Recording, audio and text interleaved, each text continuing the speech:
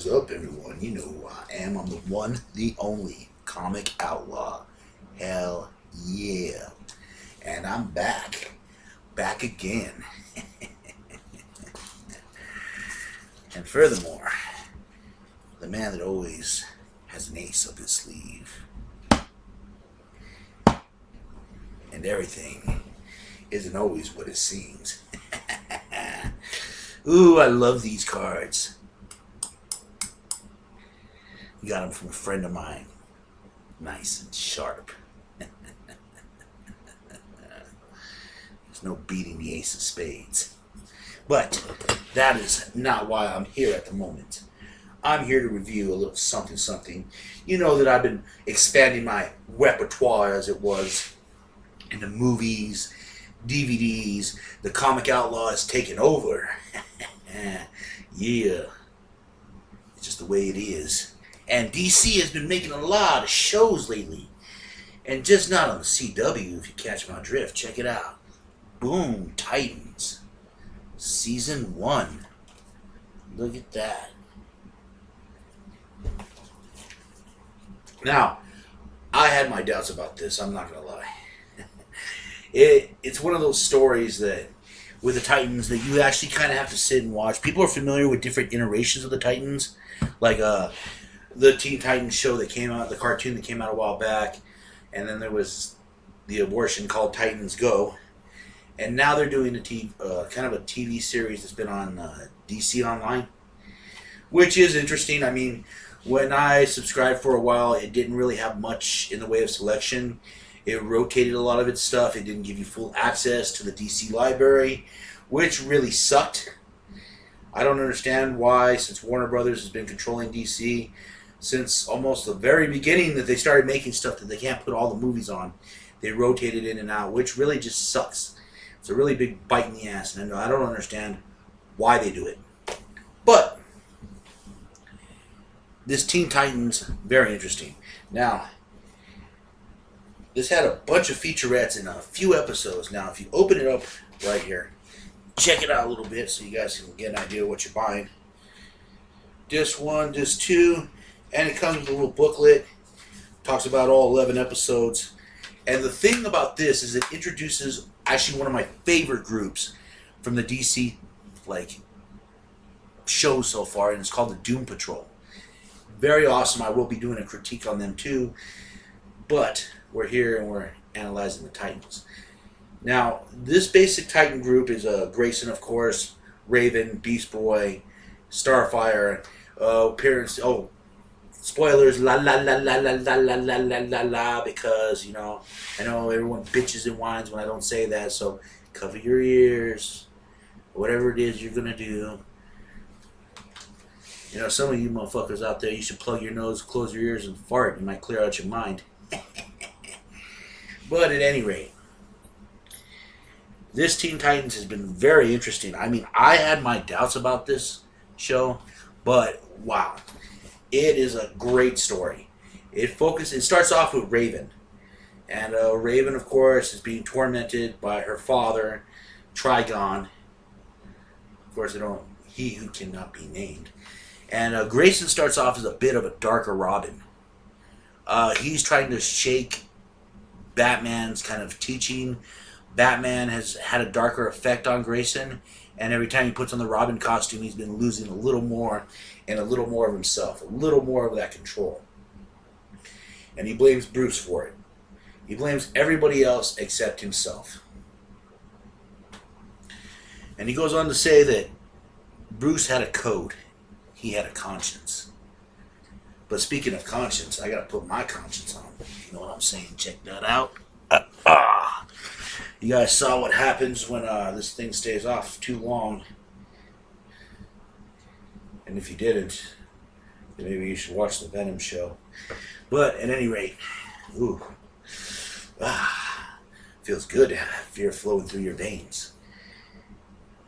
I like the darker Robin in this, and Raven ends up kind of being linked to him, and she finds him. And Grayson's about 20s, 30s, somewhere around there. And I had my doubts about Starfire. And it wasn't because she's a black girl. All right, let's just get that shit out of the way right now.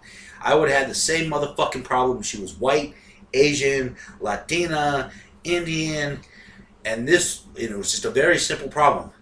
She's Tamaranian, she's orange.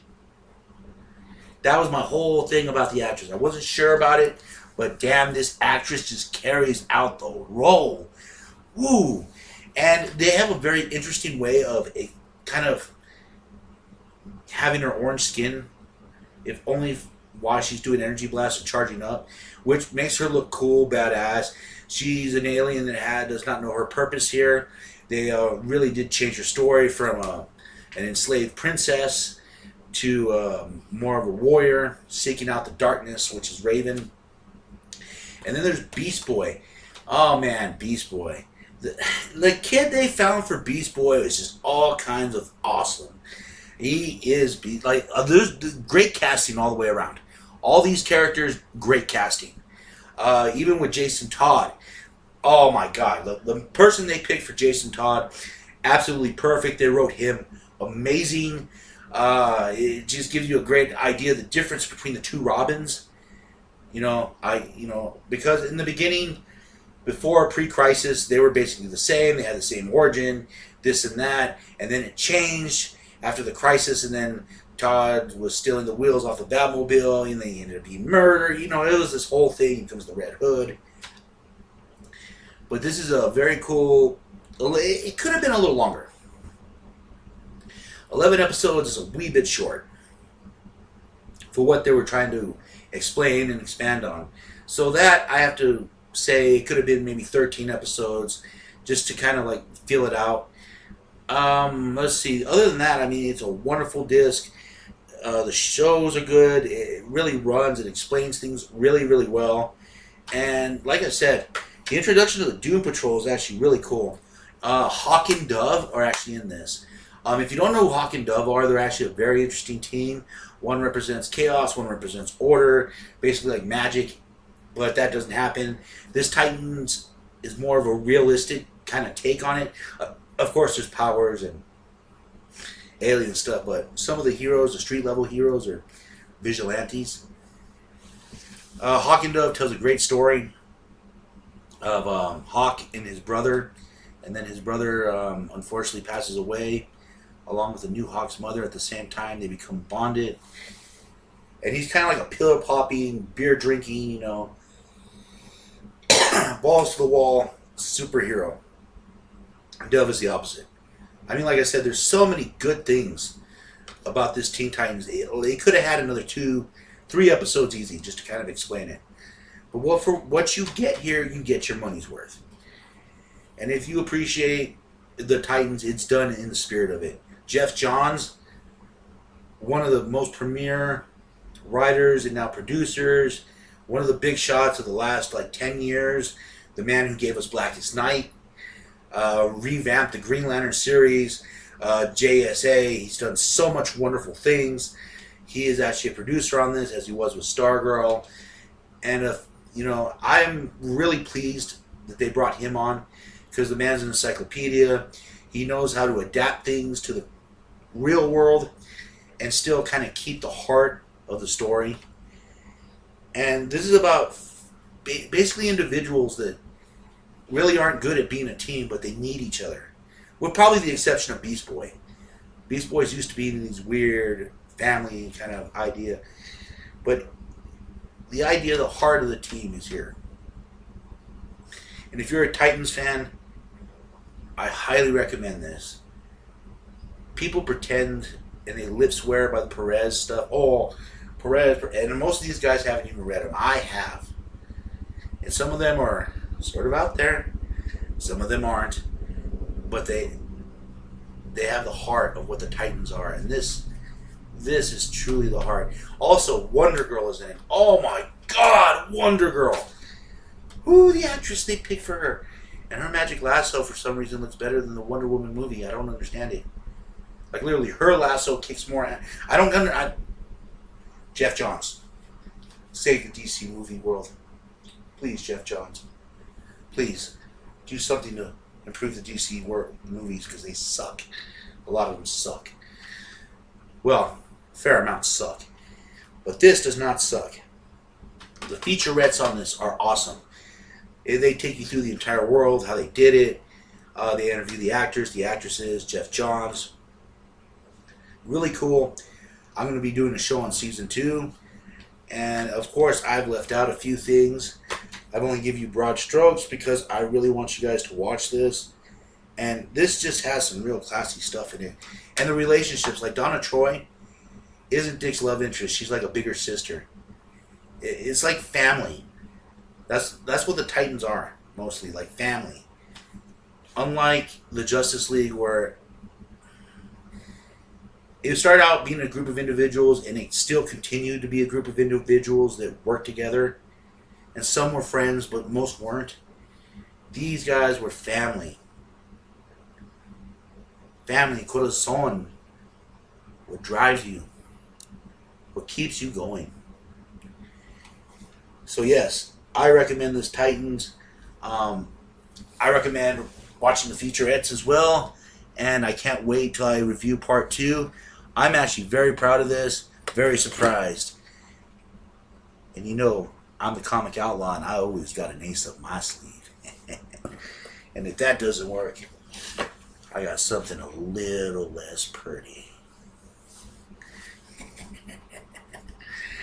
But anyways, Titans, not Teen Titans. I've been saying Teen Titans, but you know, it's what it was. You know, back in the day, Titans. I recommend watching it. I recommend viewing it twice. Hell, it's just a good movie to watch all the way through. There's a lot of action, a lot of bone-crushing action. You'll be surprised how much ass-kicking is in this. Has a little bit of joy, has a little bit of levity, this and that. It's what a show should be, as far as a comic book show, and is a vehicle to tell a story. So it's worth the buy. It's worth watching. It's worth watching on DC Online. If you subscribe to it, it's one of those gems that you will look forward to just viewing. But anyways, I am Jack Slater, the Comic Outlaw. You know who I am, man. And as always, subscribe, man. Subscribe. I need those subscriptions, man. Otherwise, I'm going to have to go back to my old job. And I might be in your living room much, much different way. And as always, I'll catch you on the flip side.